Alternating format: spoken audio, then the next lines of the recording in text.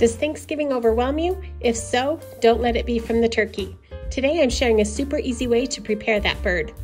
Start by thawing your turkey. I thaw mine in the fridge. I put it on a baking sheet and then stick it on a shelf and let it thaw. Depending on the size of your turkey, this could take 5 days or more. On the day before Thanksgiving, if you find your turkey is still a little frozen, you can submerge it in ice cold water in your sink and leave it there until it thaws. Make sure you're changing the water every hour or so to keep it free from contamination. Never let your turkey thaw by just placing it on a countertop or anywhere room temperature. Once I'm ready to bake the turkey, I line my roasting pan with foil and spray it with cooking spray. I make a little bed of veggies for the turkey to sit on. This will give it a little lift from the bottom of the tray, and the veggies will add flavor to the turkey drippings, which will then add flavor to your gravy. I've linked a super easy gravy recipe in the description box below. I use kitchen scissors to cut the wrapping from the turkey, remove the giblets. My family does not like giblets included in the stuffing, but if your family does, you can poach those on the stove and then dice them and add them to your stuffing. Don't forget to check the neck cavity for giblets too. Those are usually in a plastic bag, so don't leave them in.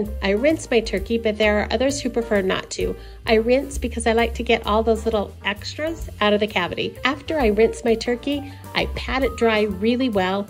I wash my hands frequently when dealing with turkey. I don't want to cause any cross-contamination. Preheat your oven to 375 degrees. I don't stuff the turkey, but if you prefer to, you can. I just fill the cavity with sliced lemons and onions. Remember to fill both cavities, and this helps prevent the turkey from drying out. I brush the turkey with a few tablespoons of melted butter with some herbes de Provence mixed in. Then I cover the turkey with foil and put it in the oven.